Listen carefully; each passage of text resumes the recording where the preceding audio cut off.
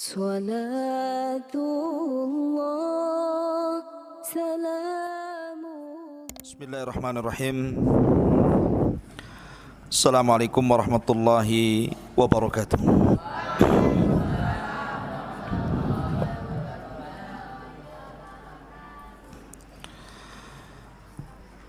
Alhamdulillah wassalatu wassalamu ala Rasulillah wa ala alihi wa sahbihi wa mawalah wa la hawla wa la quwata illa billahi wa ba'du. Alhamdulillah, di malam hari ini kembali Allah pertemukan kita di Masjid Jabal Uhud, tentunya dalam rangka talabul ilmi. Salawat ring salam untuk keberkahan majlis di malam hari ini kita haturkan kepada Rasul kita Nabi besar Muhammad sallallahu alaihi wasallam.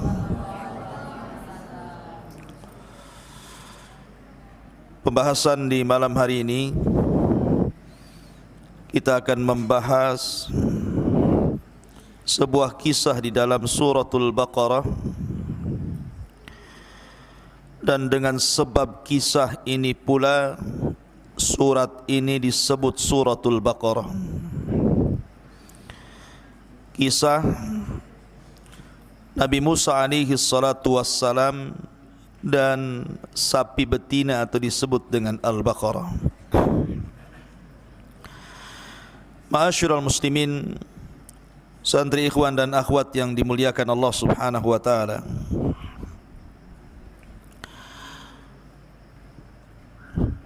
Surah Al-Baqarah dalam tartib Al-Quran itu masuk pada surat kedua setelah Al-Fatihah. Dan surah Al-Baqarah itu kurang lebih 3 juz isinya, memiliki 286 ayat, 6.144 kalimat. Dan surah Al-Baqarah adalah surah yang akhir-akhir turun, dan kebanyakan ayat-ayatnya turun pasca hijrah Nabi sallallahu alaihi wasallam dari Mekah ke Madinah, atau dalam istilah usul tafsir Madani.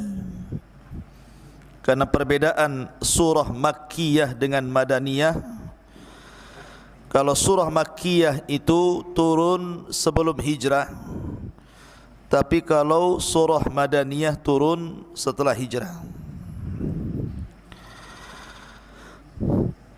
Adapun khususan daripada surah Al-Baqarah, pertama, surah Al-Baqarah adalah surat terpanjang dalam Al-Quran. Tidak ada surat yang lebih panjang dibandingkan surah Al-Baqarah. Yang kedua, di dalam surah Al-Baqarah ada satu ayat yang terakhir turun. Pada ayat ke-281. Ini ayat yang terakhir turun kepada Rasulullah. Wattaqu yawman turja'una fihi ilallah thumma tuwaffa kullu nafsin ma kasabat wa hum la yudlamun. Ini ayat yang terakhir turun. Yang ketiga, di dalam surah Al-Baqarah ada ayat terpanjang dalam Al-Quran. Ayat terpanjang dalam Al-Quran yang bicara tentang hutang piutang. Ayat tentang mudayana. Kemudian yang keempat, di dalam surah Al-Baqarah ada satu ayat yang paling agung dari seluruh ayat dalam Al-Quran. Namanya ayat kursi.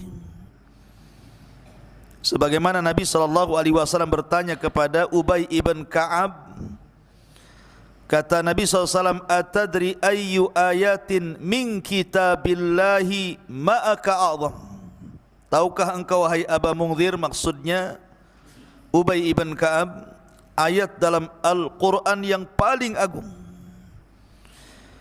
Maka sebagai adab kepada Rasulullah dia mengatakan Allah dan Rasulnya yang tahu. Kemudian Rasul bertanya lagi. Akhirnya kemudian Ubay ibn Ka'ab menjawab, Allahu la ilaha illa huwal hayyul qayyum. Ayat kursi. Ini diantara khususan daripada surah Al-Baqarah. Adapun keutamaan surah Al-Baqarah, disebutkan dalam hadis Nabi SAW dari Abi Umamah Al-Bahili radhiyallahu an. Nabi SAW bersabda, Iqra'u surat Al-Baqarati fa inna akhdaha barakatun wa tarkaha hasratun wa la yastati'uha al-batalu wa la yastati'uha al-batalatu. Dari Umamah Al-Bahili, Abu Umamah Al-Bahili radhiyallahu an, Rasul bersabda, bacalah surah Al-Baqarah, karena sesungguhnya selalu orang-orang yang mengambilnya akan mendapatkan berkah, sedangkan meninggalkan surah Al-Baqarah akan mengakibatkan penyesalan, dan para tukang-tukang sihir tidak akan mampu untuk melakukan sihirnya. Dari sini bahwa di antara keistimewaan surah Al-Baqarah terhindar dari sihir. Kemudian yang kedua, Nabi SAW bersabda, la taj'alu buyutakum kuburan fa innal baita alladhi tuqra'u fihi suratul baqarati la yudkhiluhu syaitan. Jangan kalian jadikan rumah-rumah kalian seperti kuburan, karena rumah yang dibacakan padanya surah Al-Baqarah, maka setan tidak akan masuk dalam rumah itu. Dalam riwayat 3 hari dia akan keluar dari rumah setelah dibacakan surah Al-Baqarah. Dari sini menunjukkan keutamaan yang kedua, bahwa orang yang membaca surah Al-Baqarah bisa mengusir syaitan dari rumah. Kemudian juga yang ketiga, hadis Abi Umamah radhiyallahu an, Nabi SAW mengatakan, Iqra'u az-Zahrawaini Al-Baqarah wal Imran fa innahuma ya'tiyani yawmal qiyamah ka'annahuma ghayayatan atau ka'annahuma ghamamatan atau ka'annahuma firqani min tayrin sawaf yuhajani an ashabihima. Iqra'u surat Al-Baqarah fa inna akhdaha barakah wa tarkaha hasrah wa la yastati'uha al-batalatu. Kata Rasul, bacalah 2 tangkai bunga yang indah, maksudnya Al-Baqarah dan Al-Imran, sebab keduanya akan datang pada hari kiamat laksana penaung, atau seperti awan pelindung, atau seperti kelompok burung yang membeberkan sayap-sayapnya dan membela pembaca keduanya. Maka bacalah surah Al-Baqarah, sebab dalamnya terdapat berkah, meninggalkannya kerugian, dan para penyihir tidak sanggup untuk melawannya. Ini juga di antara hadis yang bicara tentang surah Al-Baqarah. Intinya bahwa surah Al-Baqarah, kenapa kemudian disebut surah Al-Baqarah? Kenapa tidak disebutkan surah Al-Baqarah? Itu artinya sapi betina. Kenapa tidak disebutkan surah Asy-Syat, kambing umpamanya, atau suratul Ibil, unta? Kenapa kemudian suratul Baqarah? Karena di dalam surah Al-Baqarah ini ada satu kisah yang kita akan kisahkan di malam ini. Kisah itu disebut Baqaratu Bani Israel, sapi betinanya Bani Israel. Bagaimana kisahnya? Ma'asyiral muslimin, ikhwan akhwat yang dimuliakan Allah Subhanahu wa taala, kisah ini memang tidak disebutkan dalam Al-Quranul Karim atau hadis Nabi sallallahu alaihi wasallam tentang di mana letaknya, di desa mana, di kota mana. Tidak disebutkan dalam Al-Quran atau hadis Nabi sallallahu alaihi wasallam. Tapi para ulama sejarah berusaha menggali peristiwa ini di mana sebenarnya terjadi. Ada yang mengatakan bahwa peristiwanya di sebuah mantiqah, di sebuah tempat yang disebut dengan Al-Batra. Ada tempat namanya Al-Batra. Al-Batra ini terletak di antara padang pasir Naqab dan Urdun. Padang pasir Naqab dan Urdun. Ada satu tempat namanya Al-Batra. Disinilah kisah dimulai. Ma'asyiral muslimin yang dimuliakan Allah Azza wa Jalla. Dan padang pasir itu dihuni oleh Bani Israel.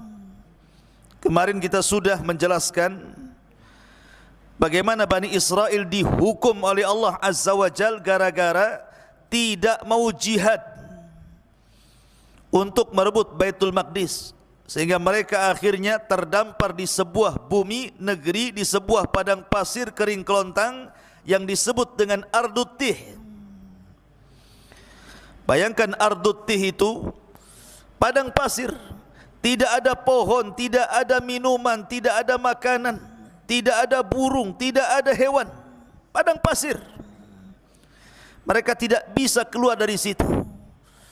Disebut Ardut Tih karena mereka hidup di negeri linglung, tidak bisa kemana-mana. Lah Bani Israel itu tinggal di situ.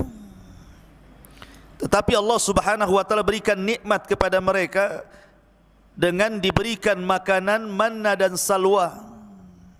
Kemudian juga karena tidak ada pepohonan, maka diberikan kepada mereka awan yang menaungi dari cahaya matahari. Tapi Bani Israel, jumlah mereka 12 kan, kabilah Bani Israel itu jumlahnya 12 kabilah.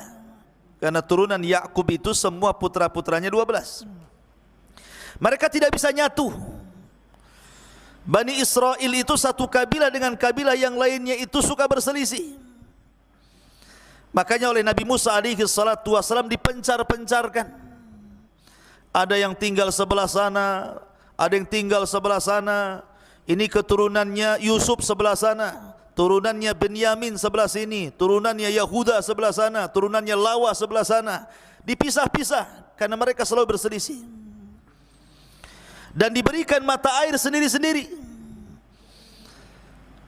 Karena memang di padang pasir tidak ada air. Maka Nabi Musa alaihi salatu wasallam dengan mukjizatnya berupa tongkat memukulkan di batu, keluar air. Masing-masing kabilah punya sumber mata air sendiri. Dan punya awan sendiri-sendiri yang menaungi mereka. Disinilah perbedaan antara sahabat-sahabat Nabi Musa dari Bani Israel dengan sahabat-sahabat Nabi sallallahu alaihi wasallam. Kalau sahabat Nabi sallallahu alaihi wasallam ketika hijrah orang-orang Muhajirin ke Mekah berjumpa dengan orang Ansar, apa yang terjadi? Fa'allafa baina qulubihim. Allah yang melembutkan hati Muhajirin dan Ansar. Lau anfaqta ma fil ardi jami'an ma allafta baina qulubihim. Walakinallaha allafa bainahum. Allah melembutkan hati Muhajirin dan Ansar, akhirnya mereka menjadi ikhwana, bersaudara. Ya, mereka bersaudara, tidak ada musuhan orang Muhajirin dan Ansar itu. Tapi Bani Israel musuhan tuh satu dengan yang lainnya. Makanya oleh Nabi Musa alaihi salatu wasallam dipencar-pencarkan kabilahnya. Lah ketika itu terjadi sebuah peristiwa pembunuhan.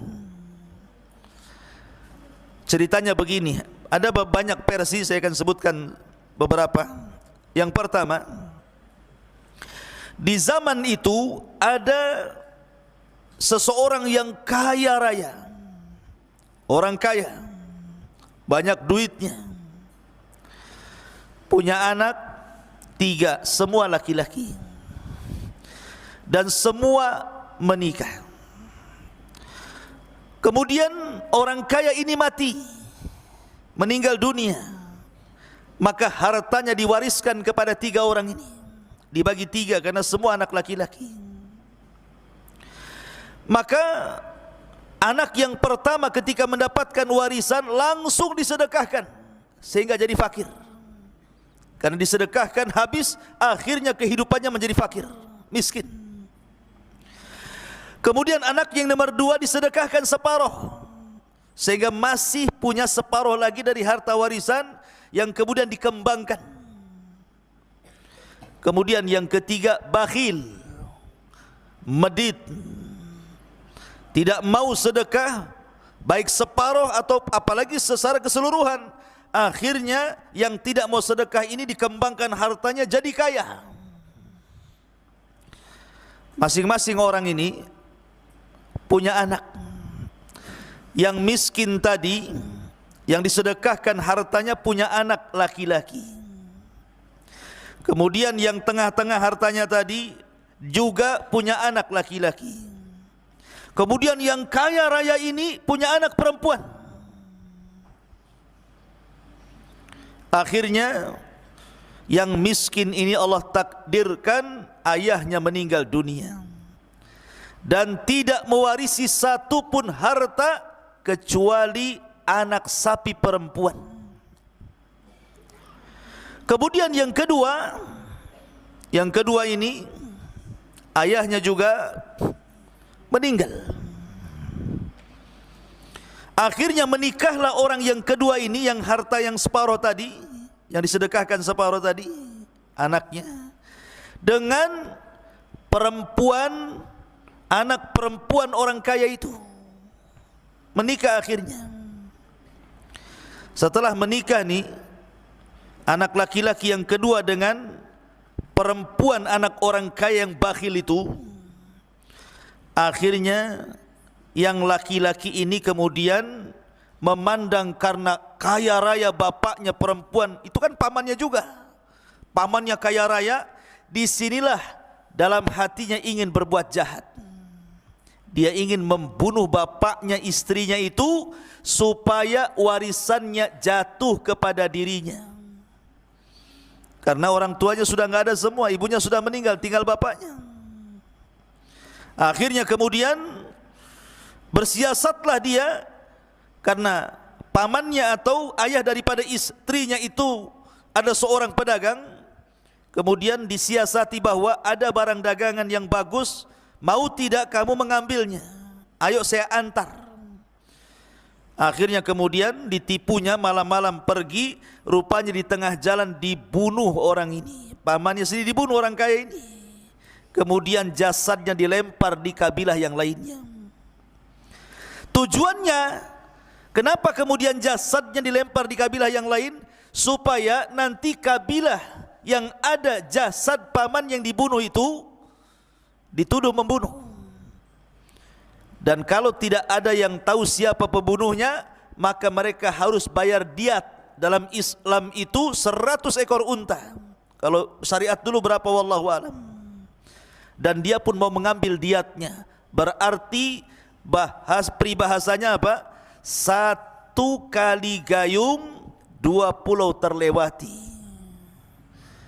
Dapat warisan, dapat diatnya sekalian. Ini kisah yang pertama. Kisah yang kedua, ada juga yang mengatakan bahwa di zaman Bani Israel itu ada orang kaya, kaya sekali, banyak hartanya, dia tidak punya anak. Akhirnya dia mengangkat anak saudaranya, keponakannya. Keponakannya ini jahat, karena melihat bahwa pamannya ini orang kaya, tidak punya anak. Akhirnya dia beriktikad untuk membunuh pamannya supaya warisannya jatuh kepada dia. Maka dibunuhlah pamannya, kemudian dilempar di tempat kabilah lain supaya kabilah itu tertuduh membunuh dan bayar diat. Ada juga yang berkisah seperti itu. Tapi ada juga kisah yang lain mengatakan bahwa ada orang kaya punya anak perempuan. Kemudian kerabatnya yang laki-laki ini ingin menikah dengan perempuan itu, tapi ditolak.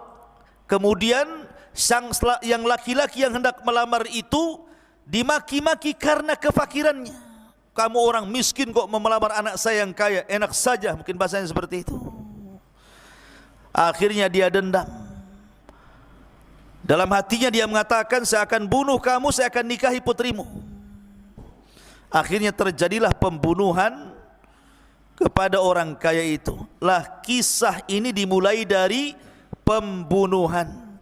Makanya dalam surah Al-Baqarah kisah ini dicantumkan pada ayat ke-70. Pada ayat ke-67 sampai kepada 75 ataupun 74. Tetapi kalau ingin mentartib kisah tentang Baqarah Bani Israel, kita ambil ayat di akhir dulu. Allah mengatakan, wa id qataltum nafsan fadara'tum fiha wallahu mukhrijum ma kuntum taktumun. Dan ingatlah ketika kalian membunuh satu jiwa. Kenapa Allah mengatakan kalian padahal yang membunuh satu orang? Karena ketika itu ditemukan jasad, tidak tahu siapa yang membunuh, sehingga akhirnya mereka berselisih, jangan-jangan kamu, jangan-jangan kamu. Fadara'tum fiha, mereka berselisih, saling menyangka-nyangka siapa pembunuhnya. Makanya Allah mengatakan, wa idh qataltum, ketika kalian membunuh, fadara'tum fiha, kemudian kalian berselisih di dalamnya, wallahu mukhrijum ma kuntum taktumun, kemudian Allah carikan jalan keluarnya dengan cara menyingkap siapa pembunuhnya yang menyembunyikan dalam hatinya itu. Ma'asyiral muslimin yang dimuliakan Allah Azza wa Jalla, baik kita mulai kisah Al-Baqarah ini. Baqaratu Bani Israel. Allah Subhanahu wa taala berfirman di dalam surah Al-Baqarah, wa idh qala Musa liqaumihi, ketika Musa berkata kepada kaumnya, innallaha ya'murukum an tadhbahu baqarah, sesungguhnya Allah memerintahkan kalian untuk menyembelih seekor sapi betina. Kenapa kemudian di sini muncul kalimat baqarah, sapi betina? Ketika orang kaya itu mati, kemudian oleh pembunuhnya diletakkan di desa orang, di tempat kabilah lain. Tiba-tiba yang membunuh ini berteriak-teriak dan mengatakan, pamanku dibunuh, pamanku dibunuh. Siapa yang membunuhnya? Padahal dia yang membunuhnya. Itu namanya maling teriak maling. Ya. Lempar batu sembunyi kaki, tangan ke kaki. Ma'asyiral muslimin yang dimuliakan Allah Azza wa Jalla. Akhirnya kemudian sang pembunuh ini menuduh bahwa satu di antara kabilah itu yang membunuhnya, padahal dia yang membunuh itu. Akhirnya dua kabilah ini mau perang gara-gara yang satu tidak terima karena dituduh membunuh, yang satu ngotot bahwa mereka yang membunuhnya. Mau perang tuh. Tetapi Allah takdirkan di antara orang-orang uqala, orang-orang yang berakal, orang-orang yang baik, mereka mengatakan, kenapa kalian harus berperang? Bukankah kita punya nabi? Kenapa kita tidak tanyakan kepada Nabi Musa alaihi salatu wassalam, bukankah dia kalimullah, biar dia bicara dengan Allah dan Allah nanti akan memberitahu siapa pembunuhnya.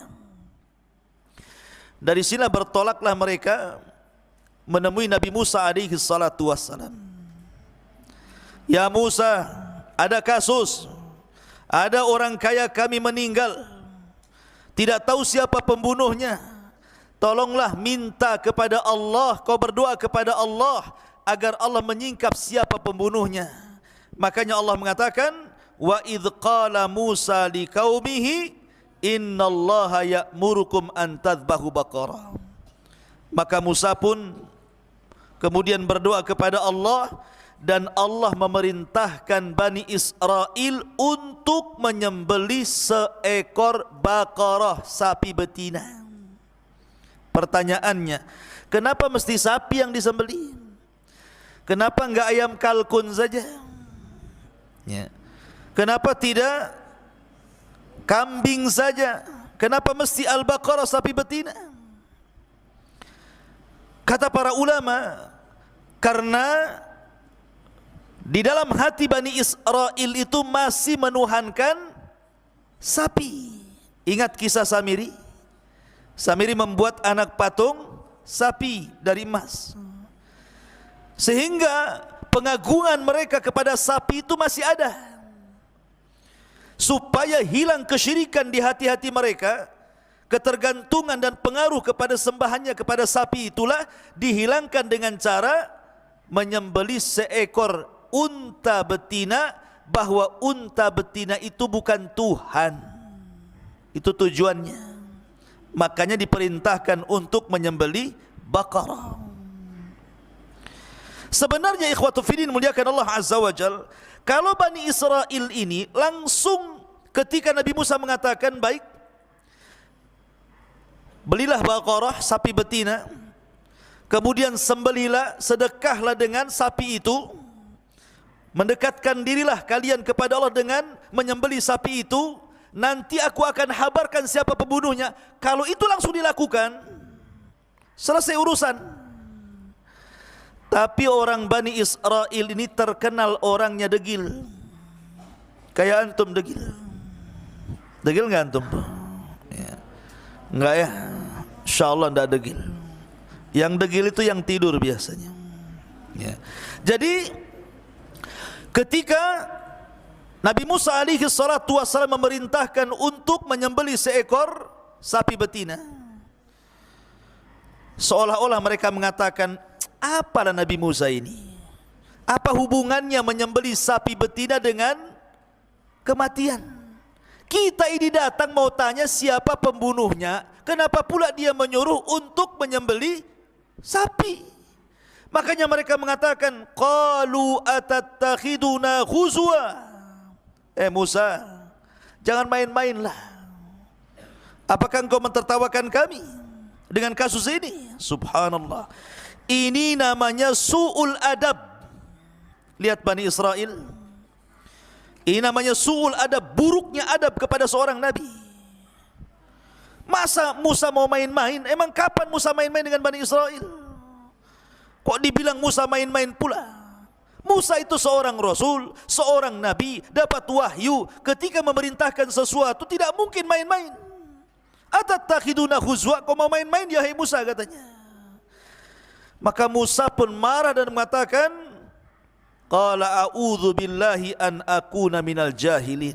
Aku berlindung kepada Allah kalau aku termasuk orang jahil. Seolah-olah Musa ingin mengatakan, kalian ini jahil, aku ini seorang nabi, seorang rasul, datang wahyu kepadaku. Tapi Musa dengan lembutnya tidak mengatakan kamu jahil, tetapi Musa mengatakan kepada dirinya, aku berlindung dari Allah, aku termasuk orang jahil.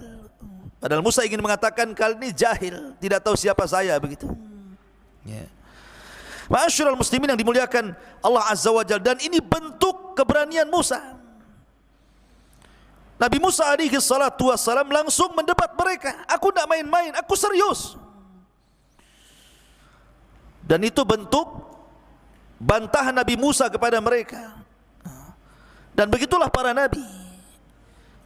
Seperti Nabi Yusuf alaihi salatu wassalam, ketika hendak digoda oleh Zulaiha dalam sebuah ruangan yang tertutup, dikejarnya Yusuf alaihi salatu wassalam, kemudian ditarik pakaiannya sehingga robek pakaian belakangnya.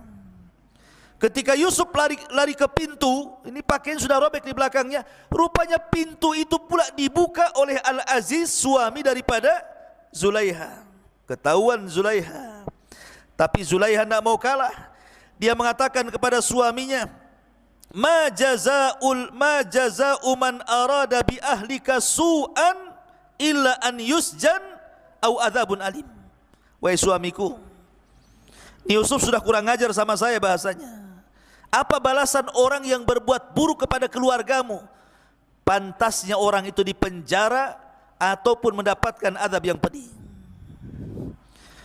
Nabi Yusuf alaihi salatu wassalam tidak mengatakan dalam hatinya, ini sudah ujian saya harus sabar. Tidak. Yusuf membantah dan mengatakan, hiya rawadatni an nafsi, dia yang menggodaku, bukan aku menggodanya, gitu kan. Artinya bahwa seseorang itu terkadang harus membantah supaya jelas mana hak dengan yang batil. Maka Nabi Musa mengatakan, a'udzubillah an akuna minal jahilin. Aku berlindung kepada Allah, aku bukan orang jahil, aku seorang nabi. Enak saja kalian mengatakan aku main-main. Akhirnya kemudian mereka terdiam. Dan itu menunjukkan apa? Menunjukkan perbedaan Bani Israel dengan sahabat Rasul. Sahabat Nabi Musa selalu mereka su'ul adab, jelek adabnya kepada nabinya. Tapi sahabat Nabi SAW adalah orang yang mengagungkan Nabi SAW. Tidak ada satupun sahabat Nabi yang lebih mengagungkan dibandingkan sahabat Nabi Muhammad SAW kepada Nabi Muhammad SAW. Rasul itu kalau meludah, buah, diambil ludahnya, kemudian dioles-oles di badannya. Kalau Rasul dicukur rambutnya, berebut rambutnya, disimpan. Kalau Nabi SAW berwudu, bekas wudunya itu mau perang untuk diambil sisa-sisanya. Saking mengagungkannya para sahabat. Dan ini khusus ya Rasul.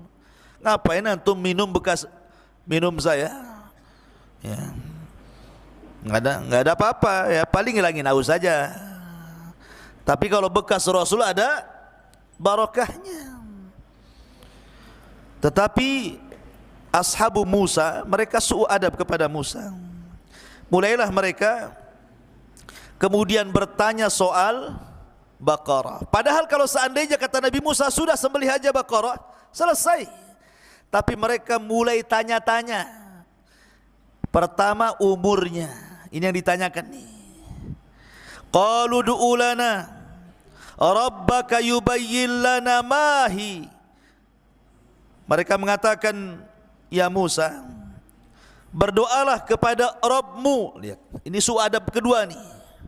Seolah-olah Tuhan itu hanya Tuhannya Musa, bukan Tuhannya Bani Israel. Harusnya bahasanya qalu ulana rabbana. Ini rabbuka, Rabbmu. Untuk apa? Untuk menanyakan seperti apa untanya. Loh, unta ya unta. Sapi, seperti apa sapinya? Ya sapi ma'ruf lah, sapi bukan kambing, sapi bukan ayam, ya sapi kan begitu ya. Tapi mereka bertanya soal seperti apa, maksudnya usia sapinya kayak apa. Mulai mereka bertanya. Maka qala innahu yaqulu innaha baqaratun la faridun wala bikrun awanun baina dhalik faf'alu ma tu'marun. Kata Nabi Musa alaihi salatu wassalam, sesungguhnya sapi betina yang dimaksud adalah la farid, tidak terlalu tua, wala bikrun, tidak terlalu kecil, awanun, tengah-tengah, baina dhalik faf'alu ma tu'marun, sudah lakukan saja. Ada yang mengatakan farid itu maksudnya, la faridun itu maksudnya sapi betinanya tidak banyak melahirkan sehingga perutnya mengembang. Ya.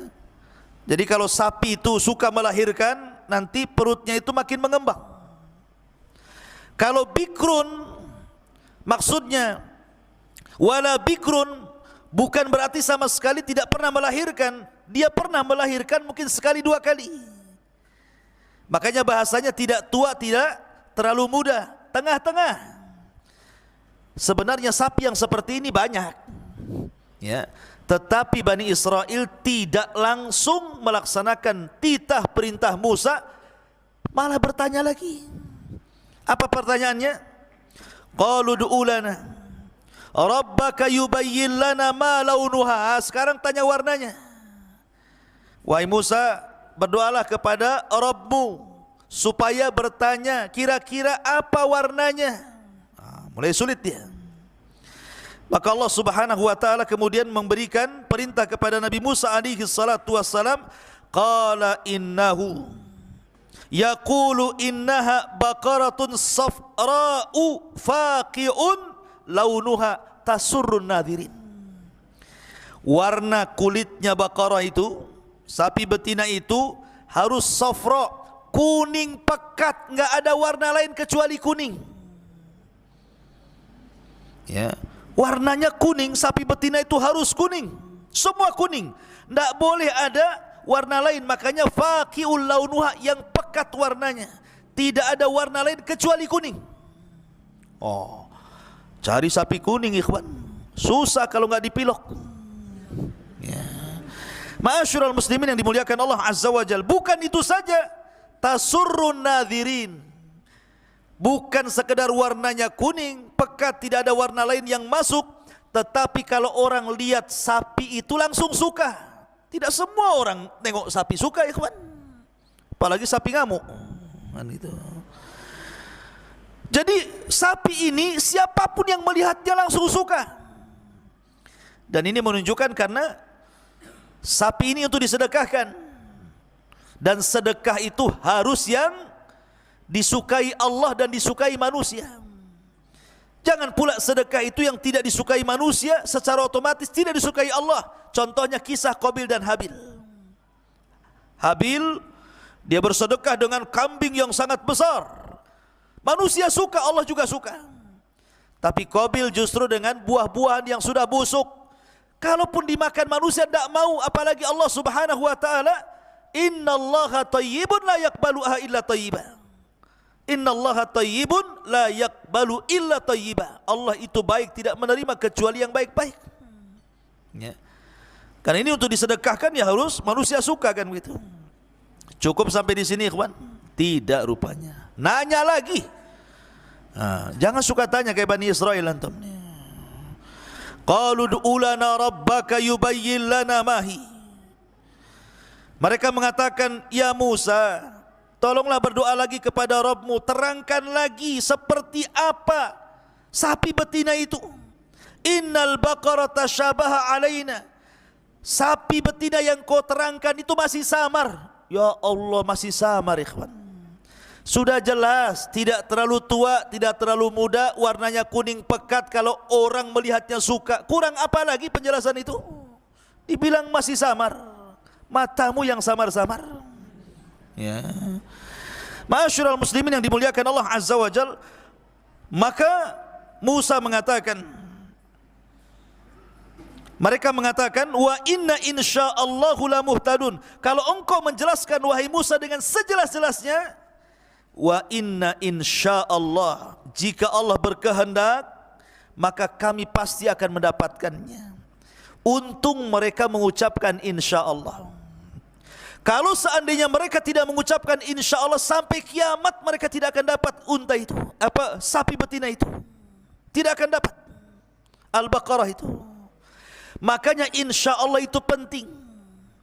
Siapapun yang mengucapkan insyaallah wufik, pasti diberikan taufik. Jangankan orang baik, orang jahat pun kalau mengucapkan insyaallah itu bisa berhasil. Contohnya siapa? Ya'juj wa Ma'juj. Ya'juj dan Ma'juj itu adalah manusia sama dengan kita, keturunan Yafis ibn Nuh. Tapi mereka diberikan usia yang panjang, mereka jahat-jahat, dan mereka berada di sebuah tempat yang terbenteng oleh benteng Dzulqarnain, dan akan keluar di akhir zaman untuk merusak. Setiap hari Ya'juj dan Ma'juj itu ingin keluar dari benteng itu, dikoreknya benteng itu setiap hari. Pagi datang dikorek, nanti sudah jadi terowongan, tinggal sedikit lagi. Malam hari mereka kecapean istirahat, besoknya datang lagi, sudah ketutup lagi itu lubang itu. Setiap hari seperti itu, dikorek tertutup lagi, dikorek tertutup lagi, sampai nanti di akhir zaman pimpinan Ya'juj dan Ma'juj akan mengatakan, "Ghadan nahfiru insyaallah." Besok kita lubangi lagi insyaallah. Dia mengucapkan insyaallah. Maka ketika besoknya betul-betul digali lubangnya, jebol gerbangnya Dzulqarnain, maka mereka keluar min kulli hadabin yansilun, seperti air bah yang tumpah dari pegunungan saking banyaknya. Ya. Tidak terhitung jumlah mereka kecuali Allah Subhanahu wa taala. Banyak sekali. Ma'asyiral muslimin yang dimuliakan Allah Azza wa Jalla. Makanya insyaallah itu penting, jangan sampai meninggalkan kalimat insyaallah. Nabi SAW pernah tidak mengucapkan insyaallah, akhirnya kebingungan. Orang musyrik datang ke Madinah, bertanya kepada orang Yahudi tentang seorang nabi yang muncul di Mekah. Kata orang Yahudi, kalau memang dia seorang nabi, coba kasih 3 soalan, bisa jawab enggak dia? 1, makanan ahli sorga yang pertama dimakan itu apa? Yang kedua, apa itu ruh? Yang ketiga, seorang laki-laki yang berkeliling dunia selama 500 tahun dalam rangka berdakwah kepada Allah, bagaimana kabarnya? Dalam riwayat, anak-anak muda yang terjerembab dalam sebuah gua, bagaimana kabarnya? Maka mereka pun datang kepada Nabi SAW. Ya Muhammad, kalau engkau seorang nabi, kau bisa menjawab soalan-soalan kami. Tapi kalau engkau tidak bisa menjawab, kudustakan kenabianmu. Kata Rasul, bagaimana kalau seandainya aku bisa menjawab, mau kalian masuk Islam? Kata orang-orang musyrik, ya. Dengan senangnya Rasul mengatakan, ghadan, besok ku jawab. Rasul lupa mengucapkan insyaallah. Harusnya insyaallah besok. Rasul lupa mengucapkan kalimat itu. Apa yang terjadi? Besoknya Rasul nunggu Jibril, enggak datang-datang. Hari kedua nunggu Jibril, enggak datang juga. Hari ketiga sampai 15 hari berlalu, sesak dada Rasul. Enggak bisa jawab. Kenapa? Karena enggak mungkin Rasul menjawab sesuai dengan hawa nafsunya. Dia nunggu wahyu dari Allah. Sampai akhirnya mendekati 1 bulan, baru datang Jibril memberitahu jawaban-jawabannya. Itu gara-gara tidak mengucapkan insyaallah. Makanya Nabi Musa ketika belajar kepada Khadir, dia mengatakan insyaallah sabirin, akan saya sabar insyaallah. Jadi antum kemana-mana harus baca insyaallah. Mau ke pasar ya insyaallah. Ya. Nggak jadi insyaallah. Jangan semua insyaallah. Lihat konteksnya. Ya. Dikit-dikit insyaallah jadinya ya. Ma'asyiral muslimin yang dimuliakan Allah Azza wa Jalla. Lah ketika mereka mengatakan insyaallahu la muhtadun, maka Allah Subhanahu wa taala nanti di akhir cerita akan memberikan jalan keluarnya. Qala innahu yaqulu, ini sifat yang ketiga. Innaha baqaratun la dhalulun tuthirul arda wa la taskil hartha musallamatun la syiyata fiha. Mereka bertanya, wahai Musa, jelaskan lagi lah sapi betina itu, masih samar bagi kami itu. Ya. Kata Musa, baik. Zaman dulu sapi itu digunakan untuk 2 perkara. Pertama untuk bajak kebun, yang kedua untuk ngangkut air. Jadi unta, sapi atau keledai di zaman itu digunakan untuk 2 perkara tadi. Biasanya untuk bajak kebun, kayak kita tahulah di negeri kita kan biasanya pakai sapi, pakai kerbau gitu, bajak sawah. Atau ngangkut air, jadi pamannya ini sumur, zaman dulu kan belum ada sanyo, belum ada pompa. Jadi tambang itu ditaruh di atas, kemudian timbanya ke bawah. Nah ini ditarik sama unta, jadi nanti ngerek gini kan. Orang dulu untuk itu. Di sini Allah mengatakan, innaha baqaratun la dhalul tuthirul arda. Sapi betinanya tidak pernah dipekerjakan untuk membajak sawah ataupun kebun atau ladang. Wala taskil hartha, bukan pula membawa air untuk menyirami tanaman. Musallamatun, tidak ada, harus selamat, tidak ada cacat, la syiyata fiha, betul-betul tidak ada cacat, tidak ada tekopek sedikit pun. Oh, makin susah tuh. Ya. Untanya tidak tua, tidak terlalu muda, warnanya kuning pekat kalau orang lihat suka, untanya tidak pernah bekerja. Untanya di mana coba yang kayak gini nih? Susah dicari. Ya, karena unta yang seperti apa unta lagi, sapi betina yang seperti ini susah dicari, ikhwan. Ya. Jadi akhirnya kemudian Allah Subhanahu wa taala mengatakan, la syiyata fiha. Baru kemudian mereka mengatakan qalul ana ji'ta bil haqqi fadzabahuha wa ma kadu yaf'alun. Mereka mengatakan, sekarang sudah jelas katanya. Sudah jelas sekarang wahai Musa. Subhanallah. Fadzabahuha wa ma kadu yaf'alun. Mereka pun menyembelihnya, hampir-hampir mereka tidak sanggup melakukannya. Apa maksudnya? Kembali ke kisah awal, ikhwan. Ya. Jadi ketika Nabi Musa alaihi salatu wassalam kemudian menyuruh untuk menyembelih sapi, mereka banyak tanya. Dan ingat, banyak tanya itu tidak boleh. Para ulama mengatakan ada beberapa pertanyaan yang haram. Ada beberapa pertanyaan yang haram. Jangan suka tanya antum. Pertama, as'ilatu at-ta'annut. Pertanyaan yang memberatkan. Seperti Bani Israel ini. Memberatkan sendiri. Harusnya mereka itu diberikan kemudahan dalam beribadah kepada Allah, akhirnya jadi berat.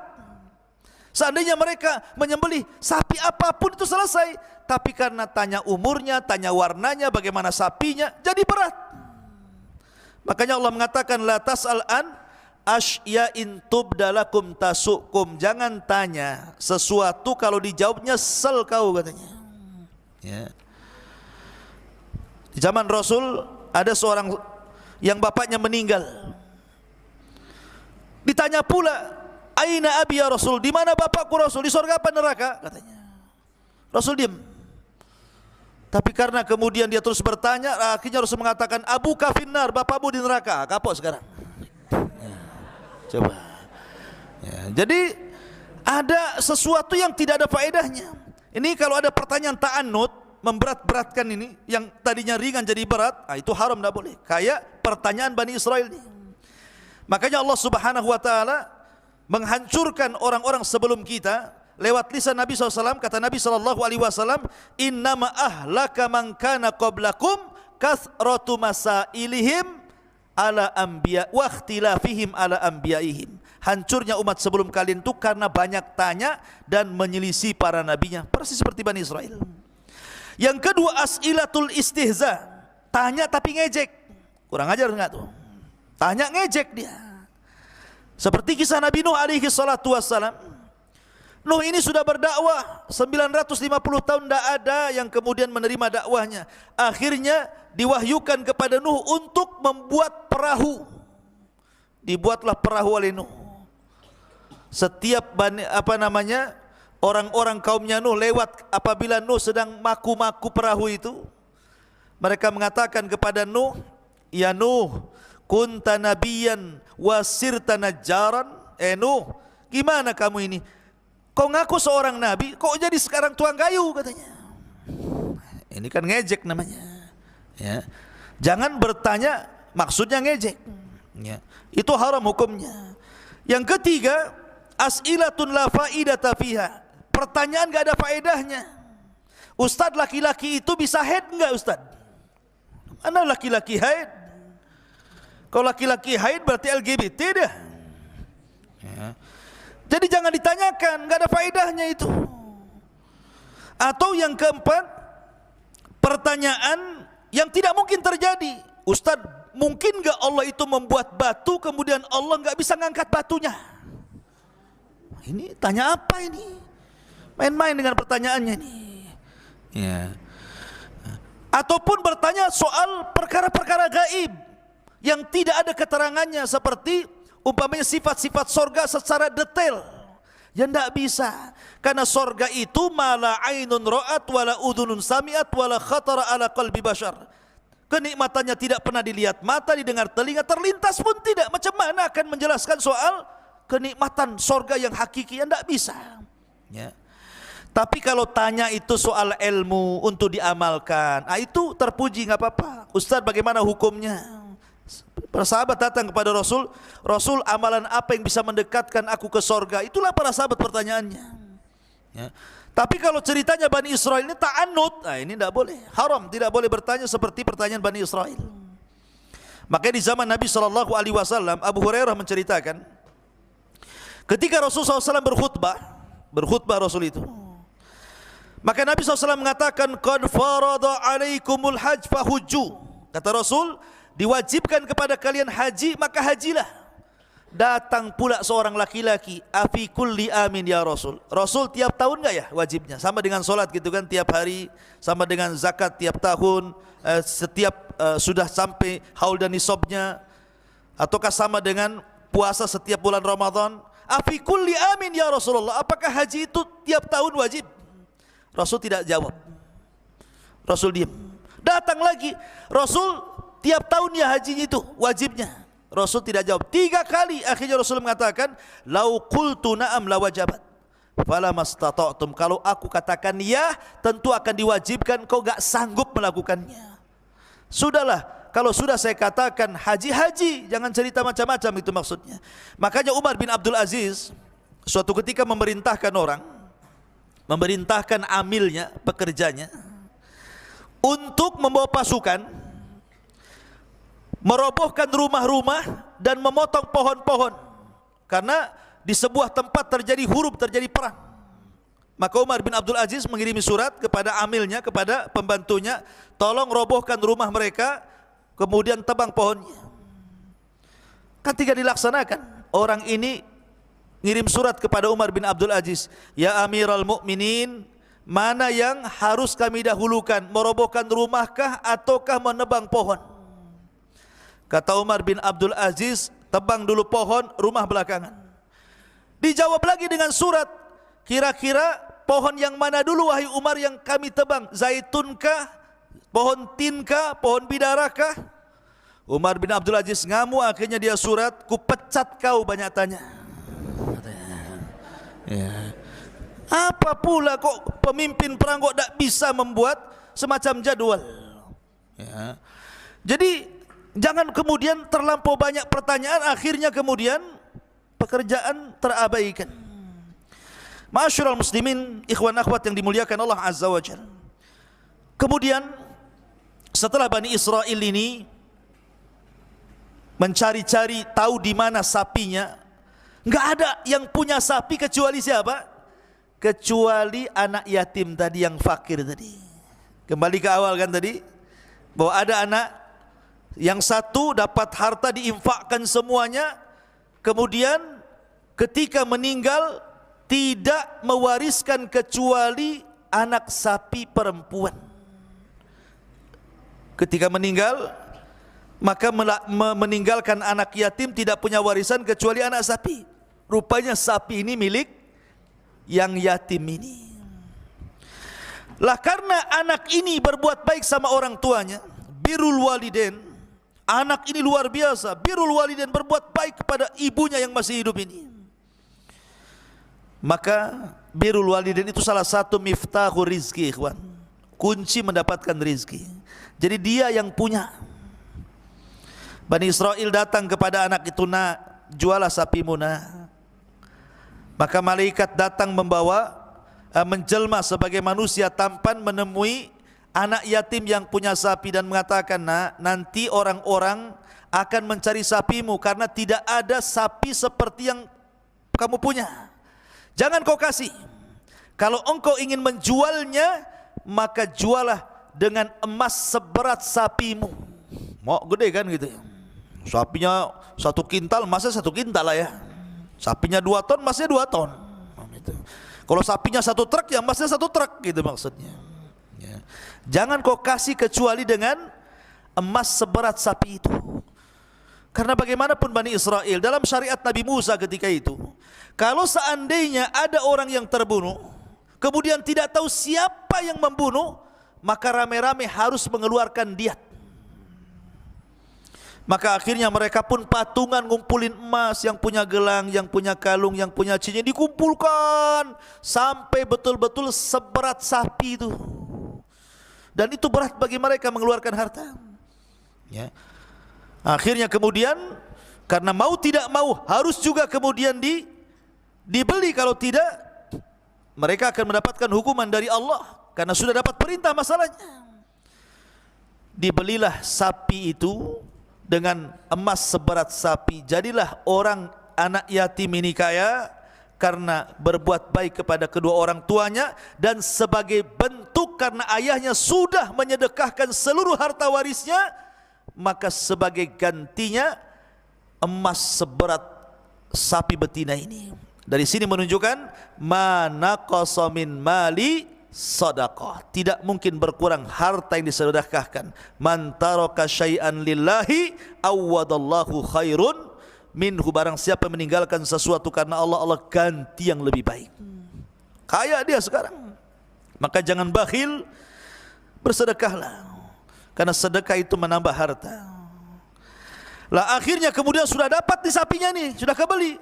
Baru kemudian mereka rame-rame menggiring sapi ini menghadap Nabi Musa dan mengatakan, ya Nabi Allah, kami sudah dapat sapi betinanya ini, mau kita apakan sapinya?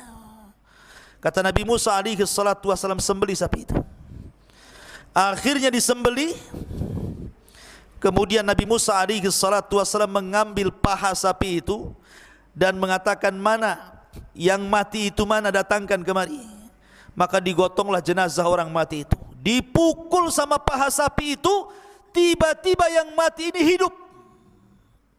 Kemudian Musa mengatakan, man qatalaka, siapa yang membunuhmu? Pas dia hidup, dia ngelirik-lirik satu, yang mana ya? Yang mana ya? Tengok-tengok kan.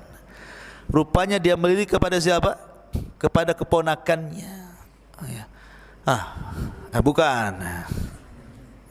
Itu katanya. Sebelah sana ya. Itu pembunuhku. Habis dia mengisyaratkan itu pembunuhku, mati lagi dia. Jadi hidupnya sesaat saja, hanya memberitahu siapa pembunuhnya, habis itu mati lagi. Langsung ditangkap itu anak muda itu. Maka berlakulah syariat Musa, membunuh dibunuh. Makanya ada kata-kata dalam istilah usul fikih itu, man ta'ajjala syai'an qabla awani uqiba bihirmani. Siapa yang tergesa-gesa ingin mendapatkan sesuatu belum saatnya, maka sebagai balasannya diharamkan selamanya kepada dia. Kalau dia ingin mendapatkan warisan cepat, dibunuh bapaknya, justru warisan haram kepadanya. Ya, tidak boleh seperti itu. Orang yang minum khamar di dunia tergesa-gesa, maka di akhirat dia tidak akan minum khamr. Man syaribal khamra fid dunya lam yashrabhu fil jannah. Siapa yang mabok di dunia enggak akan mabok di akhirat dia. Tapi khamar di akhirat enggak mabok. Ladzatul lisyaribin. Kalau khamar di dunia sedikit saja udah pusing tuh. Banyak-banyak terkapar di got biasanya. Payang sana sini jatuh dia di got, ya kan. Khamar di dunia seperti itu. Minimalnya membuat sudah kan gitu. Tapi khamar di sorga itu ladzatil lisyaribin, lezat bagi para peminumnya, tidak ada mabok-maboknya. Karena di sorga itu tidak ada ucapan lagwun, tidak ada ucapan yang tidak berfaedah, semua berfaedah. Karena orang yang mabok itu kan ngaco kalau ngomong. Ya. Ma'asyiral muslimin, ikhwan akhwat yang dimuliakan Allah Subhanahu wa taala. Akhirnya setelah kemudian dihukum anak muda itu dan dibunuh, maka kemudian yang laki-laki ini, yang anak yatim tadi, menikahi mantan istrinya itu. Ya. Maka jadilah keluarga. Jadilah orang kaya Bani Israel. Luar biasa. Ya. Ini diantara kisah Al-Baqarah atau Baqarah Bani Israel yang dicantumkan di dalam surah Al-Baqarah. Ayat berapa tadi? Ayat 67 sampai 74. Lalu apa faedahnya? Terakhir, apa faedahnya? Apa pelajaran yang kita bisa petik dari kisah ini, kawan? banyak pelajaran ya yang kita bisa petik dari kisah Baqarah Bani Israel ini. Yang pertama, ya, pelajarannya di sini wujubul adab ma'allahi ta'ala wa rusulihi. Wajib seseorang itu beradab, berakhlak, memiliki sopan santun kepada Allah dan Rasulnya. Jangan seperti Bani Israel yang su'ul adab. Makanya para sahabat itu kalau ditanya saja, walaupun tahu jawabannya, sebagai bentuk tawaduknya mereka mengatakan Allah wa rasuluhu a'lam, Allah dan Rasulnya yang tahu. Nah seperti itu ya. Jadi jangan sampai kemudian seseorang itu menyombongkan diri. Yang kedua, karena Bani Israel itu kurang adab kepada nabinya. Yang kedua, al-muslim yardha bima qasamahu Allahu lahu. Seorang muslim itu harus redha terhadap apa yang Allah berikan dari nikmat. Jangan seperti anak muda dari Bani Israel tadi, karena ingin hartanya banyak, terpaksa bunuh orang supaya dapat warisan sekalian dapat diatnya. Itu kurang tawakal, terlalu tomak, rakus terhadap dunia. Maka seorang muslim itu harus redha. Sedikit dari Allah alhamdulillah, banyak alhamdulillah. Ya, jadi jangan sampai kemudian tasakhut. Karena ada orang-orang itu kalau dia kaya kemudian dimiskinkan bisa kufur, ada orang miskin kalau dikayakan Allah bisa kufur. Maka terkadang miskin bagi dia lebih baik, di satu sisi kaya bagi yang lain itu lebih baik. Yang ketiga, al-muslim la yasil bihi at-tama ilal qatli. Seorang muslim itu tidak boleh lantaran rakus kepada dunia akhirnya membunuh orang. Betapa banyak para penguasa yang ingin mengejar jabatan, ingin mengejar kedudukan kepemimpinan, akhirnya sikat-sikut sana sini, bahkan sampai mengorbankan nyawa orang lain hanya untuk sebuah kursi kedudukan. Tak boleh kayak gini ya. Kemudian yang keempat, al-muslim la yakdzib. Seorang muslim ini jangan berdusta, karena laki-laki ini berdusta, dia yang membunuh, duduk orang pula yang membunuh. Jangan berdusta. Seorang muslim bisa saja pengecut, tidak berani perang. Seorang muslim bisa saja bakhil, tidak mau infak, tapi pantang seorang muslim berdusta ya. Kemudian juga yang keberapa itu? Yang kelima ya. Al-muslim la yattahimul akharina bima lam yaf'aluhu. Seorang muslim jangan nuduh orang yang tidak dilakukannya, karena anak muda yang jahat di zaman Bani Israel menuduh orang padahal mereka tidak melakukannya. Kemudian juga yang selanjutnya, al-muslim yunfidhu awamir Allah duna tashaddud. Seorang muslim itu apapun perintah Allah langsung dilaksanakan. Jangan ngeyel. Jangan seperti Bani Israel suruh nyembelih sapi betina, tanya pula umurnya, tanya pula warnanya, tanya pula seperti apa. Makanya kata kunci para sahabat Nabi SAW, innama kana qaulul mu'minin idza du'u ilallahi wa rasulihi an yaqulu sami'na wa ata'na.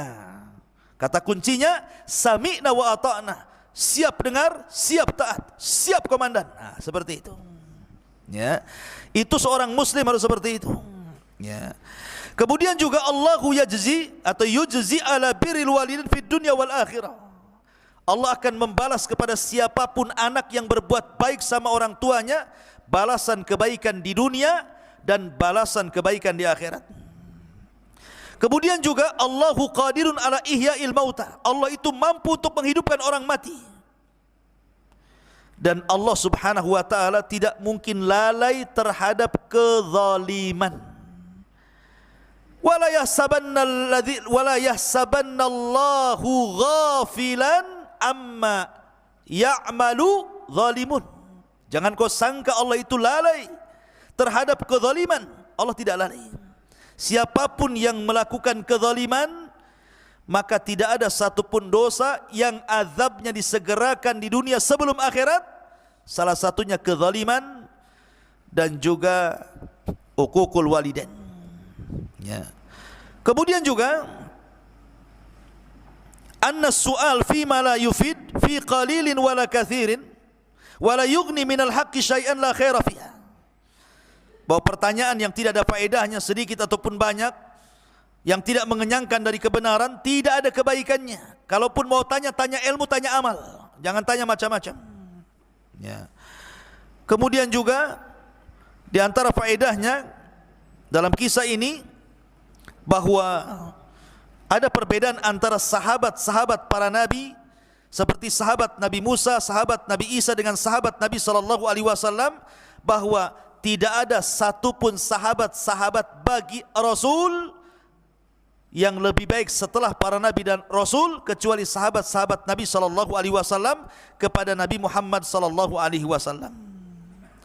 Kemudian juga di antara faedah daripada kisah ini bahwa agama ini mudah, jangan dipersulit. Lihat Islam, antum tidak bisa sholat berdiri, duduk. Tidak bisa duduk baring ke lambung kanan, enggak bisa baring ke lambung kanan terlentang, enggak bisa juga mati, sholatkan saja dia itu. Ya. Artinya bahwa ada tingkatan-tingkatan. Ketika safar ada qasar, ketika tidak ada air tayamum, itu kemudahan. Imam Ibnu Utsaimin rahimahullahu taala ditanya, Syekh, saya sedang sholat, Allahu Akbar. Kemudian saya letakkan di situ contoh tas, ada dompetnya di situ. Ya. Saya sedang sholat duhur, Allahu Akbar. Datang orang nyuri, lari dia. Dia tetap mempertahankan sholatnya, dompetnya hilang. Apa yang harus saya lakukan ya Syekh? Kata Syekh Utsaimin, batalkan sholatmu, kejar malingnya, ambil dompetmu. Kata orang ini mengatakan, tapi kan sholat lebih penting daripada dompetmu. Ya kalau gitu, hilanglah dompetmu. Ya. Jadi ada hal-hal boleh kita membatalkan. Seperti namanya kita lagi sholat Allahu Akbar. Antum punya adik, lagi pegang sendok, di depannya ada cocokan listrik. Allahu Akbar. Diam aja, kesetrum. Apa pula antum? Batalkan sholat, ambil. Ya. Jangan pula hati, sholat kan lebih penting, wajib gitu. Dia mati. Apa pun. Makanya ikhwatu fiddin dimuliakan Allah Azza wa Jal, agama ini mudah. Batalkan nanti sholat lagi. Kalau anak ini mati, tidak mungkin hidup lagi. Walaupun dikasih baterai pun tidak akan hidup lagi. Ya. Jadi ini penting. Agama ini mudah, jangan dipersulit.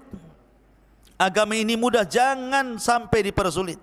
Kemudian juga di antara faedahnya adalah akal itu harus mengikuti wahyu.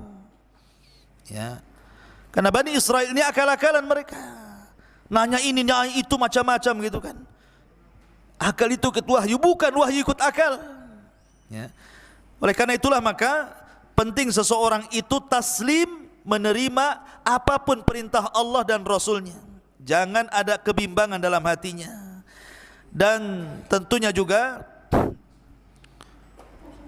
yang terakhir, bahwa dalam kisah ini pentingnya seseorang itu, ikhwatu fiddin muliakan Allah Azza wa Jal, tunduk dan patuh kepada pemimpin. Musa ini pemimpin, jangan melawan pemimpin. Makanya ahli sunnah wal jamaah juga mengatakan bahwa kita dilarang untuk memberontak kepada pemimpin yang sah. Selama perintahnya tidak bertentangan dengan Quran dan sunnah, wajib taat. Tapi kalau sudah bertentangan dengan Al-Quran dan sunnah, la ta'ata li makhlukin fi ma'siyatil khaliq. Tidak ada ketaatan kepada makhluk dalam rangka bermaksiat kepada Allah subhanahu wa ta'ala. Taib. Ini kisah Nabi Musa dan sapi betina Bani Israel selesai. Kita buat tanya jawab. Salatullah, salam